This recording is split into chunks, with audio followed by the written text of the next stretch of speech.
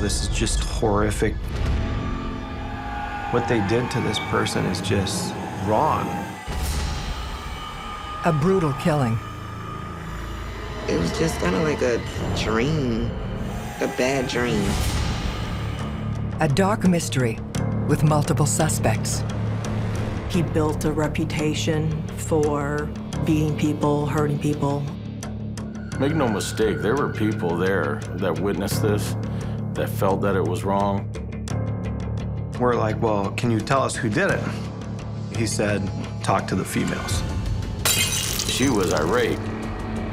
She didn't want to have nothing to do with us. The truth will be revealed. He tells everybody, if anybody speaks, the same thing will happen to you. Every day in North America, dozens of people are murdered. The key to solving the toughest of these homicides lies in the final 24 hours of the victim's life. To crack the case, detectives must reconstruct that critical timeline. The minutes and hours containing evidence that can help unlock the mystery and catch the killer.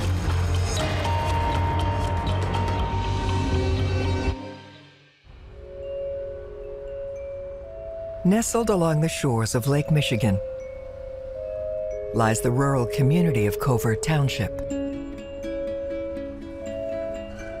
Covert is very diverse. You have everybody from the fruit pickers that are coming in, the migrants, to the people that own several $100,000 homes.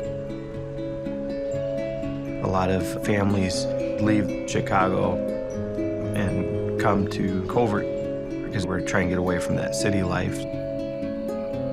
Idyllic perhaps, but there are always dangers hiding in the darkness.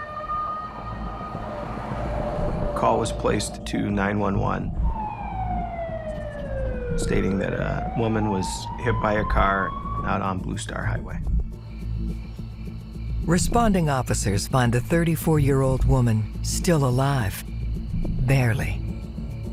The lady was identified as Deborah Boothby. She was saying, please don't let me die. Ambulance arrived, and she ended up dying on the way to the hospital. 7 in the morning, just banging on my door. That's my grandmother and my cousins, and my grandma was just crying. And she was just like, your mom's dead. It was just kind of like a dream, a bad dream. I just turned around and went back in my room, lay down, and just was like, kind of in shock. My mom was kind of like the glue. When she passed away, everybody kind of just fell apart. I just cried all the time, all the time.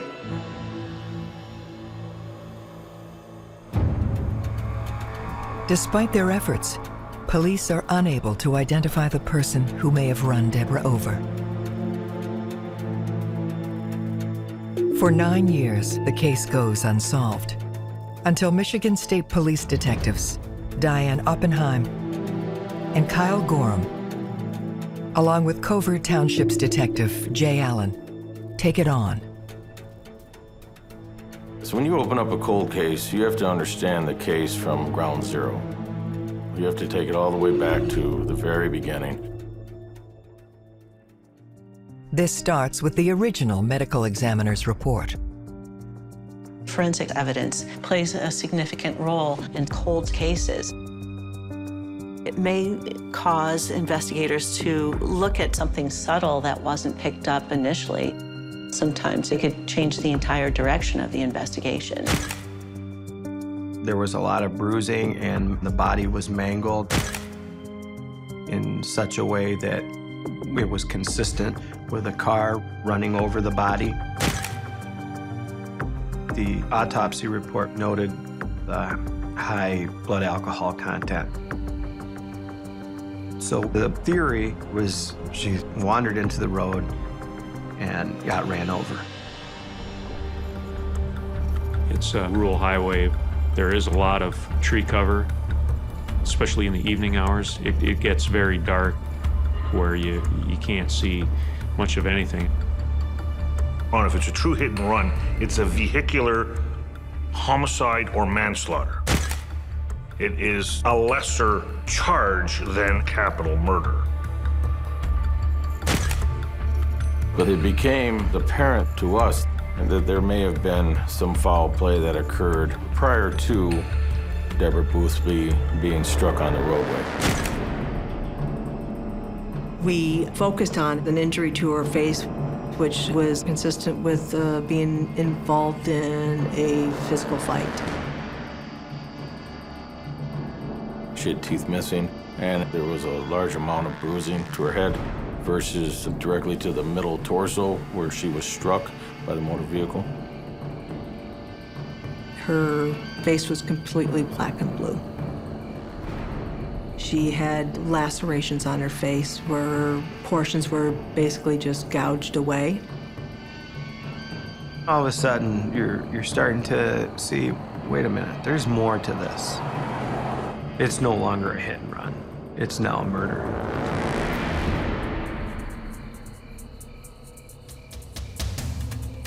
In cases such as this, it's important to try to figure out the puzzle of what was the sequence of events, because it tells you the story of what happened. The cold case detectives begin to trace Deborah's movements in the last 24 hours of her life. We needed to know where she had been, where she would travel to, who she had been with, up to the point she was struck by a vehicle. We started to talk to folks that were closest to her, family members. She always worked. She was providing a good home for her family. She had a little bit of a nightlife, but other than that, for the most part, she was a single mom taking care of her children. She lived in that community her whole life. She was also one that was pretty feisty and was not one to back down from anybody. Deborah Boothby's mother said that she had been working that day. She got off work around 7 p.m. Her mother says Deborah had made plans with her cousin, Brenda. Brenda and Deborah had actually went to a bar in South Haven, which is nearby Covert Township. At one point, they split in the evening. Deborah ended up wanting to go out to the Blue Star Lounge, and Brenda wanted to stay where she was at. She ended up going out to the Blue Star Lounge about 10:45.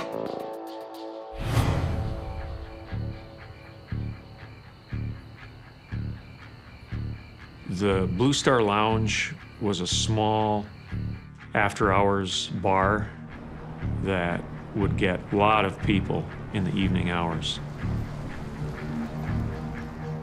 It could be a powder keg with things that could happen there. The family members believed that on this particular night, she went there to confront her former boyfriend, who was Ivory Shaver. Ivory Shaver and Deborah Boothby had been in a relationship on and off for years. They were always fighting, and there'd been a lot of abusive past between the two of them. Ivory Shaver had had many run-ins with law enforcement. Ivory was the type of person that did what he wanted to do. He was just a bad boy, I guess. I don't know if that's what attracted my mom. The Shaver family is a very prominent family. There are a lot of nice individuals, okay? But like in any large family, there are 2 or 3 bad apples. My uncle always used to say how he never really messed with the Shavers. They came in packs. So if you had a problem with one, you had a problem with them all. Detectives learned that Deborah had been assaulted by Ivory just a few days before her death. There was an argument that took place. It appeared to be over money.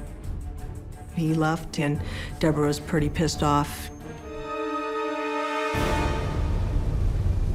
As we developed the timeline for this incident and the people of interest that we wanted to speak with, Ivory Shaver was definitely on that timeline. Ivory was a stone cold man, period.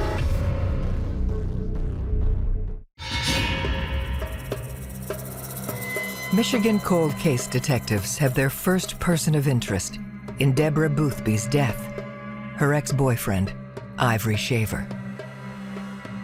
He's going to have to account for his movements on that day. And if his explanation doesn't hold water with the police, he's going to be the #1 suspect.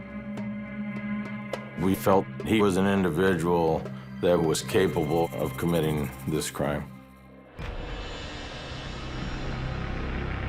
They find Shaver in prison, serving time for a home invasion. When Ivory was initially interviewed, he didn't give up much information at all. When I was asking him questions about his relationship with Deborah, he spoke of her very fondly. Ivory confirms the relationship was over and says he was dating another woman, Chevalier Gill. He admitted to seeing Deborah that night at the Blue Star Lounge at about 11:30. He said that he left with Chevalier Gill long before Deborah ended up in the roadway. He said he had nothing to do with it. And he thought she was walking down the road and an accidental hit. The violent history between Ivory and Deborah raises doubt about his story. When you receive an alibi, your primary objective is to disprove the alibi. Telephone records clearly are very helpful, but so are video, CCTV, witness information, canvas information. It takes time. You may spend weeks on it, but you have to chase that alibi down. They turn to the Blue Star Lounge staff for help. The bar owner was very reserved, didn't provide us with a lot of information. The bar owner had a girlfriend that also worked out there. And when we asked her about the number of individuals that were in the bar that night, she was very quick to tell us that it was 99, which was the allowed limit by the liquor license. But we worked a lot of long hours, and we were able to obtain quite a list of individuals that we knew 100% that were there at the Blue Star Lounge on that evening. The problem was that nobody was talking. There was a lot of rumors about it after it happened. But I know there was people there, like people that I knew and was close to. But people didn't really want to say anything. 99% of the people we talked to said I was in the bathroom. Well, if you knew the bathroom of the Blue Star Lounge, it was one stall, 3 foot by 3 foot, and we had 350 people in the bathroom. We started to see that there was a pattern developing here that didn't make sense. They were up against a number of different factors. One, a lot of the people had criminal records. Two, they were anti-police. When people are vague with the information that they're giving, that's an indicator to us or any investigator that there's more information there. And the people just do not want to be involved or are scared about the information that they do have. They just never wanted to get themselves involved. If they talk their fear that now I have to live in this community, nobody wants to be the snitch. I think that was the most difficult part. They did not want to be talking with us. All too often, we run into cases where there's a wall of silence, there's a lack of information, whether it's cultural, whether it's just fear of the killers or the bad people involved in this, you have to sit back again and look for the Achilles heel. What's the way in to get this information? To break the silence, detectives set up an anonymous tip line. We received a tip on one of our local drug dealers that was known to be very violent. And we kept repeatedly getting tips on this individual. And everybody's saying, talk to him. When a name that significant pops up, you got to be able to say, okay, no, and rule them out completely. The dealer, Eric Hollis, was reported seen at the Blue Star Lounge the night Deborah was killed.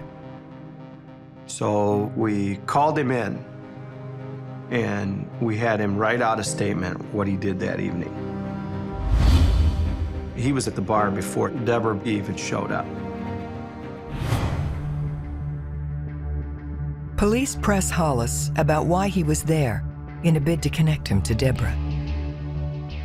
He said the reason he went to the bar was so that he could create himself an alibi for his extramarital activities.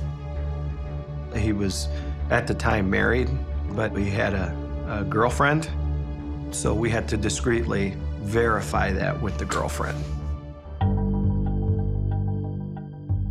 It turns out he was at the bar, basically got a drink and was out of there. Deborah was dropped off at the bar at some point after that. So when you look at Deborah Boothby's timeline from beginning all the way to the end, at no point do those two even cross. This makes the sheer number of calls implicating Hollis puzzling.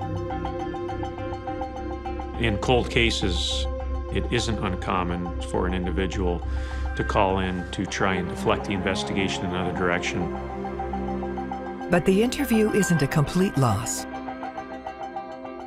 One of the questions we asked was, can you tell us who did it? And it was interesting. He didn't tell us, but he said, you need to talk to those bitches. He was telling us, talk to the females. We now have a direction to go in. There was a number of women out at the Blue Star Lounge that evening. We started off trying to build that relationship with them, but they were very difficult to gain trust. Normally, when talking to females in a cold case setting, if they're not directly involved, they're going to be the ones that will open up earlier than a male would. But in this area, domestic violence was somewhat prevalent, so there was a lot of fear. They don't want any repercussions. You've got to develop a rapport with them. It may take 4 times sitting down with that person on different occasions before they even warm up to you enough to get the information that you need. So it's a long process, and you got to have patience. Their perseverance pays off when the interviews unearth a familiar name. There was witnesses that talked about Letitia Holling. She was a friend of Chevalier Gill's. And she was placed at the Blue Star Lounge that evening. She was partying with Chevalier Gill. It was believed that Letitia Holling was one of the last ones to leave. This means Letitia may know who Deborah was with and how she left the bar. So with that, we had to really take some time to dive into her timeline and who she hung out. We looked into some individuals who were in the car with her when she left the bar. Kyle and I and Diane, when we sat down with them, one flat out just was in tears. and then told us Letitia Holling ran over Deborah Boothby.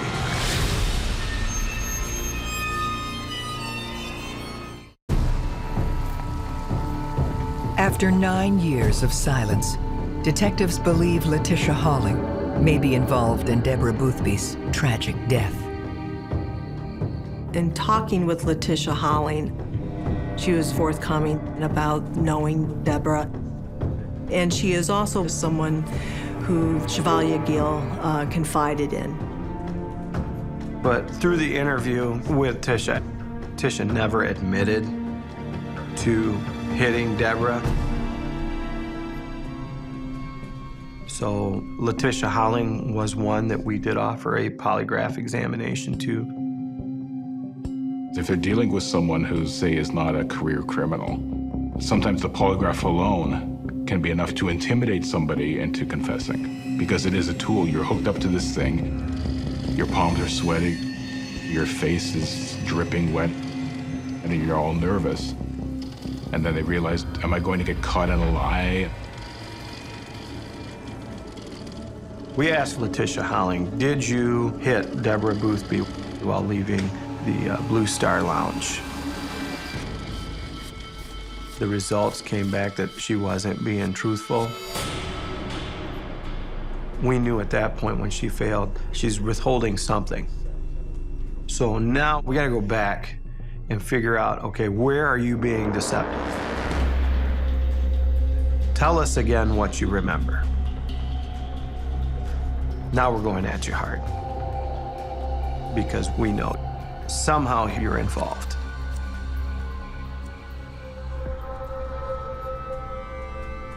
Tisha did break down crying, so I do believe that she knows something happened.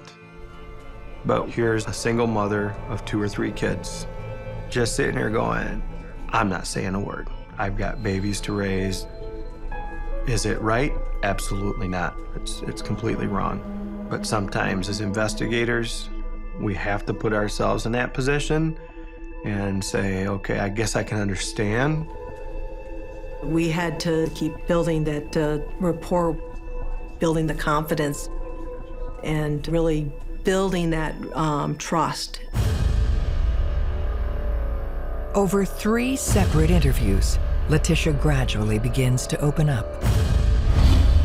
She said she witnessed an argument between Deborah Boothby and Ivory Shaver at the Blue Star Lounge that evening.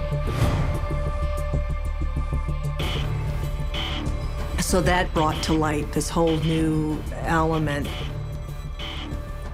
And then you add in, the altercation that they had earlier in the week. Ivory knew a lot more than what he was willing to tell us.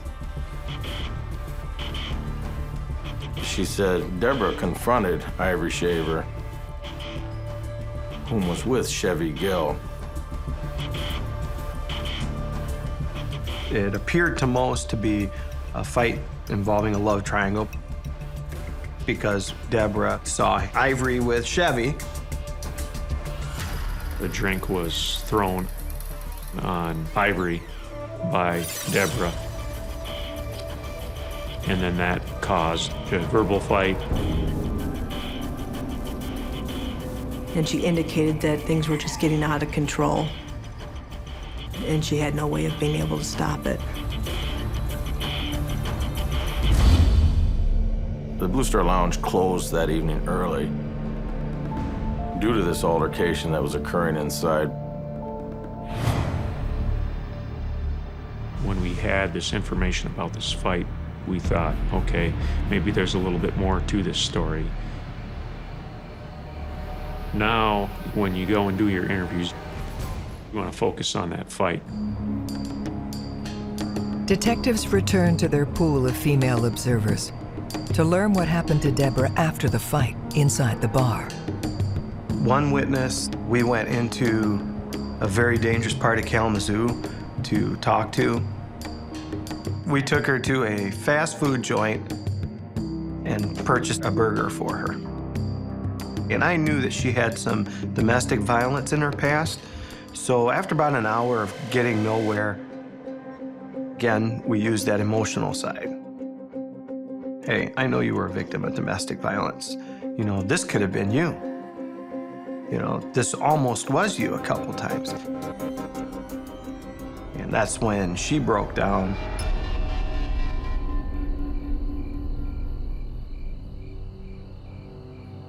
We then learn there's a second fight in the parking lot. She tells detectives she witnessed a mob attack Deborah right outside the bar.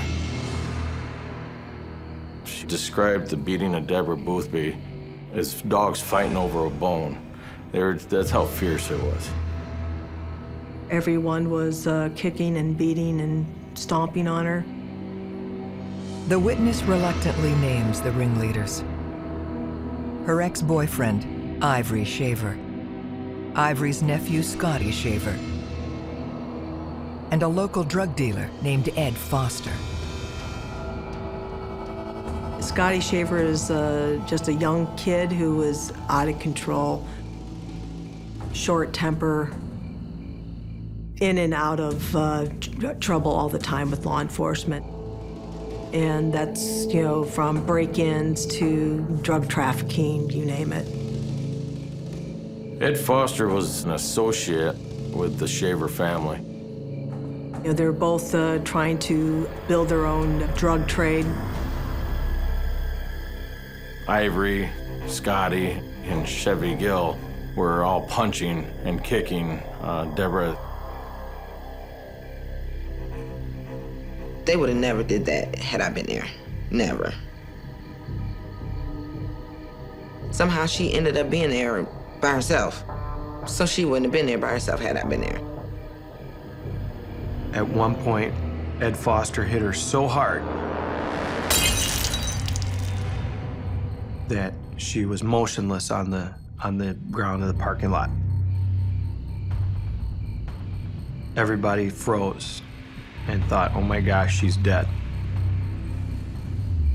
The witness then adds a puzzling detail. Deborah had been placed into a car, unconscious.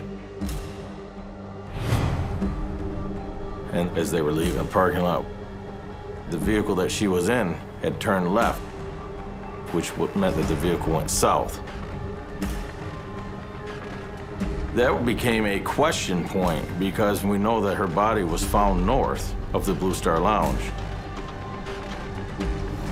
Now all of a sudden, you're starting to go, well, wait a minute. If she's beaten, and everybody's saying, oh yeah, she was knocked out, and people were saying, we gotta go, police are gonna come. And now she's being dragged and put in a car.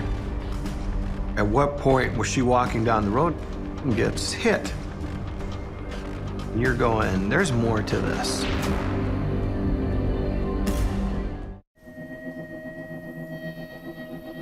With multiple suspects on their radar, detectives must unravel the mystery of what happened to Deborah Boothby after she was attacked and taken from the Blue Star Lounge. I think a lot of people were scared of Ivory Shaver and Scotty Shaver at that point in time. We knew that people were reaching out in the community from the Shaver family and were threatening witnesses. After it came out, they were investigating them. Scotty came to me, he was like, can I talk to you for a minute? And he was like, I just want to tell you, I didn't have nothing to do with it. I mean, he just swore up and down, I wasn't there, you know, I didn't do anything. We've known each other for years, I would never do nothing like that. So I said, well, the truth will come out eventually. But I just stopped talking to a lot of people because I didn't know who to trust. With the powerful Shaver family stonewalling, detectives must find a way to get straight answers about Deborah's death. We knew that Adrienne Burnett was in that circle. We were told that she was in a dating relationship with Scotty at that time. We went right to her house, knocked on the door, And she said, "What can we do for you?" And we said, "We're here. We've reopened the Boothby case." Adrian turned white as a ghost. You can see the fear factor in her face. Obviously, there's something. She's really concerned about why we're there.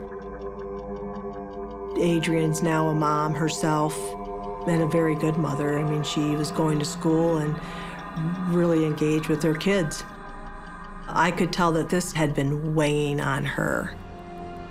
I was just hoping that she was finally gonna get some relief.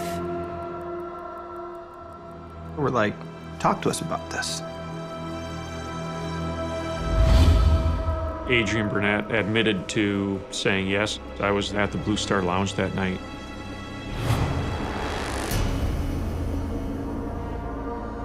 But she also was pretty vague in her recollection. She said she really didn't have much to do with the fight or any part of that, and was really trying to distance herself from the situation. When we're just making contact with somebody for the first time, we try to employ a lot of empathy to let them understand where we're coming from. We're asking them to understand it as if this was their own loved one as well. And to let them know if it was, we would be out here doing the same thing for them. And after the course of 4 hours, Adrian Burnett admitted to driving over Deborah Boothby. And that's when we kind of stopped and we said, "Okay, we want you to go through the whole timeline of what happened, what you did," and she agreed. Adrian was at the bar when everybody got kicked out of the bar. The fight continued. Adrian's account was when it went outside. It was a very, very brutal assault that occurred. And then what happened? She tried to defend herself. She did a very good job, you know. At first, she held her own for a minute there. But with that many people, you know, it was difficult. Deborah Boothby had gotten knocked down to the ground. Ed Foster, Ivory Shaver, and Scotty pick her up and drag her to Chevy Gill's car. Ivory and Scotty pushed her in there and made her get in. Was she trying not to get in? Yes. Adrian Burnett got into her own car. Scotty gets in the car with Adrian. Scotty tells her, "Follow that car."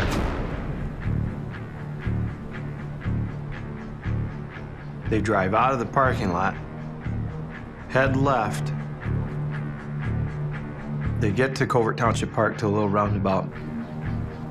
You get to the dead end, you pull around the little circle area.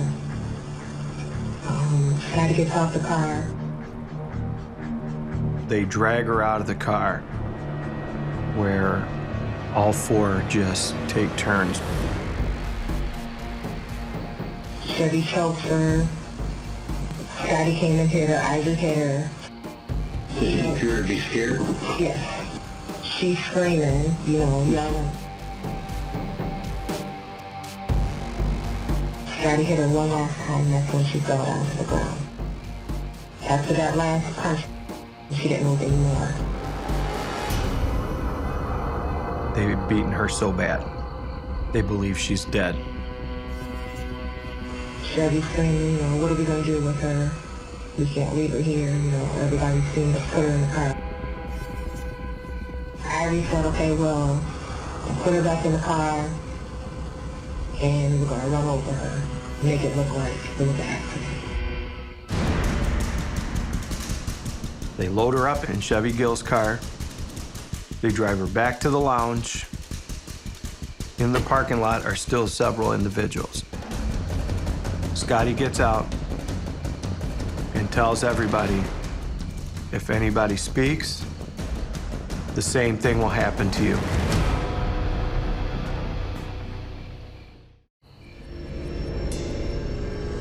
Detectives coax a disturbing confession from a fearful Adrian Burnett about the murder of Deborah Boothby.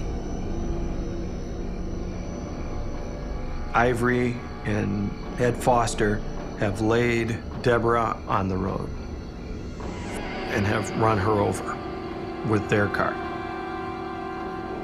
After that happens, Adrian Burnett is now pulling out of the lounge.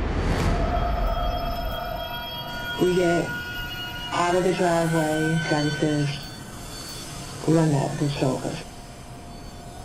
And Adrian guns the car and runs her over. Tisha Holling was right behind, probably ran her over, was like, oh my gosh, what did I just hit? Adrian Burnett goes straight home. She is now distraught. Scotty tells her to shut her mouth, and she explains to us she was in fear of her life because if she said anything, if she gave him up, she would be dead. As far as brutality, this was one of the most brutal cases. Make no mistake, there were people there that witnessed this, that felt that it was wrong, but they also had feelings for themselves of basically being scared of this other family. Where was anybody to help Deborah Boothby? All these people were her friends, all these people she knew, and nobody cared. They still treated her like an animal. I was angry. I was angry with people that were there that didn't stop it. 'Cause I was around these people for that whole 11 years. But I always knew in the back of my head there was something not right. Just the fact that people that I knew and was close to had a hand in taking my mother away. For what? Armed with witness statements, police move on the 4 conspirators. Ivory was in prison the whole time we were investigating, and he was up for parole, and we actually went to the parole board and stopped his parole because we knew he was dangerous and could threaten people. We discovered where Ed Foster was located. We had him picked up in Indianapolis. Scotty Shaver and Chevalier Gill are also arrested. But as the trial begins, a conviction isn't as simple as it seems. The thing that made me nervous was our witnesses were so scared. Our suspects are very dangerous individuals, and if you speak, you could end up like she did. During this whole time that Adrian was working with us, she was receiving threats from Scotty and Ed Foster, being reminded to shut up. One of the things Kyle and I did, we were reassuring witnesses. We would drive to wherever they were, pick them up, get them to trial, and the whole time we were reassuring, nothing's gonna happen. We will protect you. They can't get to you. Just tell the truth. It's the testimony from those eyewitnesses that reveals the details of Deborah Boothby's final hours. Deborah got up, went to work. She got off work around 7 p.m. After she got home, she met up with her cousin, Brenda, and she ended up going out to the Blue Star Lounge about 10:45. There was a fight inside the Blue Star Lounge. And eventually she was escorted out of the building about 12:30.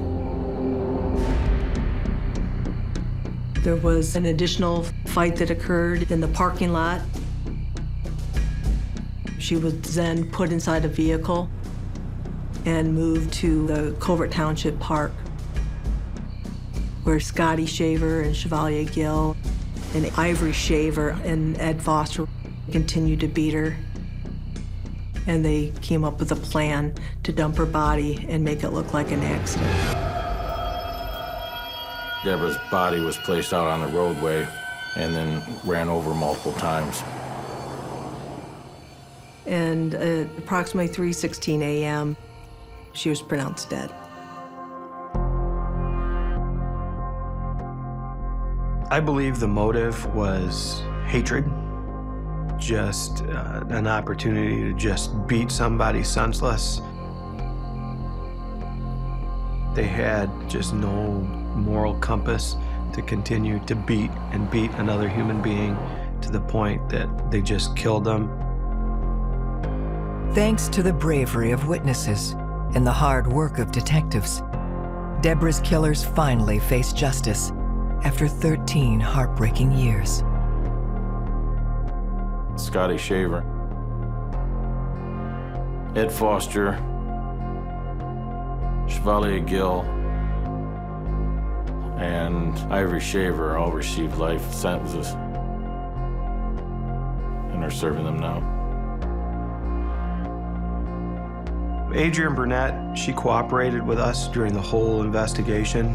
She pled guilty to second-degree murder. She was offered a 20-year sentence. In that 20-year sentence, she would be eligible for parole in 6. I did spend a lot of time with the woulda, coulda, shouldas, but I try not to think about it now. Listening to those details and just seeing how brutal people could be to another individual, it was tough. It was tough. And it really reaffirmed why I do what I do. That whole law enforcement system, it just inspired me. And I just wanted to be a part of that. I ended up becoming a dispatcher. I'm the person that's on the other line, helping with CPR or helping deliver a baby.